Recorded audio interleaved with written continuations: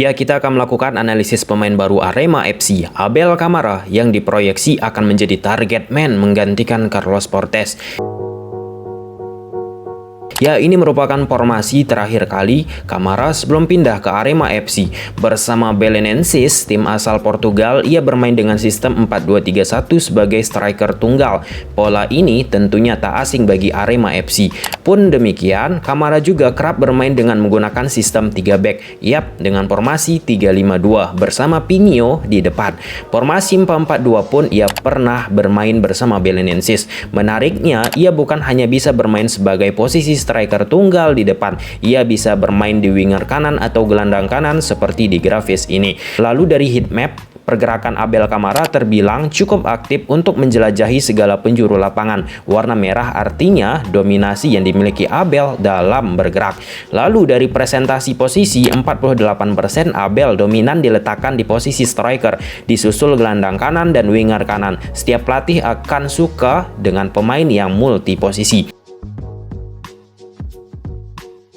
Heading atau sundulan kepala merupakan hal yang kerap dimanfaatkan tim sebelumnya kepada Abel Kamara. Dengan tinggi 185 cm, berat 83 kg, tentunya tidak terlalu tinggi bagi Abel. Namun pergerakan yang aktif, ia mampu menyulitkan bek lawan.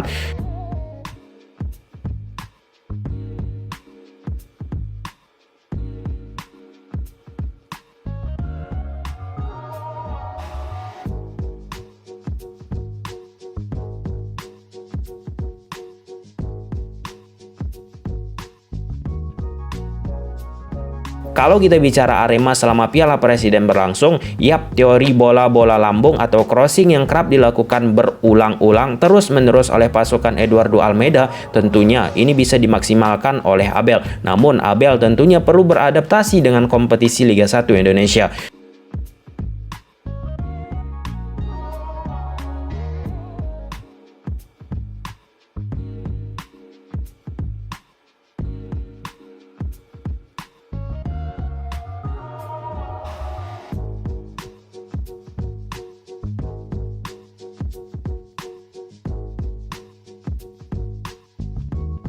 Kalau kita bicara data dibandingkan dengan Portes, Kamara tidak lebih dari Portes. Tentu, pasti ada yang berkomentar, kan Abel main di Liga Portugal. Namun, setidaknya ini bisa menjadi gambaran antara Portes dan Kamara dari sisi heading atau duel udara. Portes rata-rata dalam satu match melakukan 16 kali percobaan heading, sedangkan Abel hanya 6.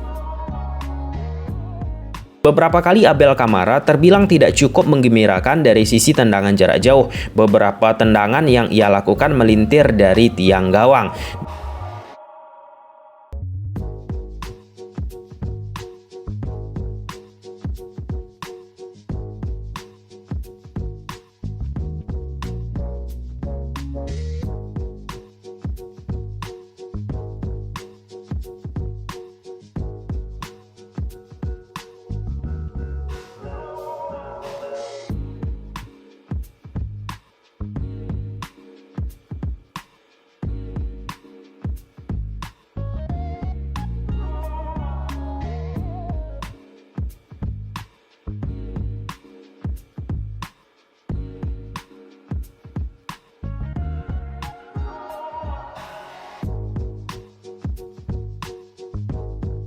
Dari data tendangan, Portes kembali lebih unggul dari Abel dengan rata-rata percobaan shooting 3,7 per match, sedangkan Abel 1,43. Yang menarik dari Abel Kamara, ia mau turun jauh ke bawah untuk bantu pertahanan, dan dari sisi pertahanan ia memiliki daya tarung yang kuat.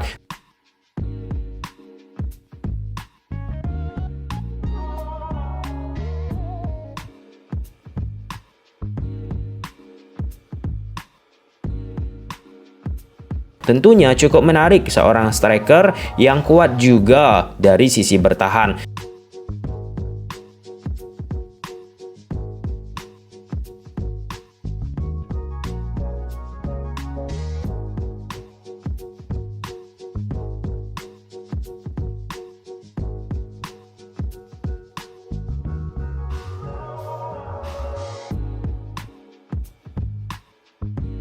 Terlihat dari data sisi defense, Abel lebih baik ketimbang Carlos Portes. Kembali, ini terkait taktikal nantinya. Apakah Abel akan diminta oleh Eduardo Almeida untuk turun juga membantu defense Arema? Dribbling dari Abel Kamara juga cukup ekspresif, tidak berbanding jauh dengan Carlos Portes. Dari video ini, ia memiliki holding the ball atau penguasaan bola yang sangat kuat. Hal ini menjadi penting dengan kerasnya Liga 1 Indonesia.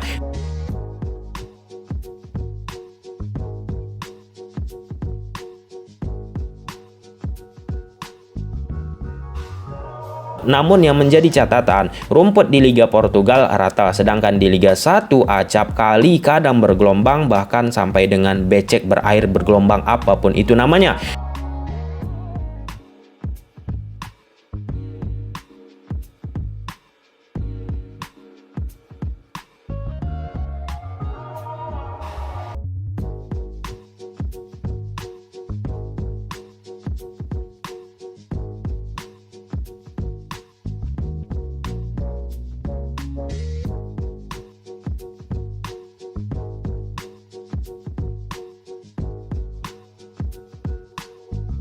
Dari data dribbling Portes dan Kamara tidak begitu jauh perbedaan.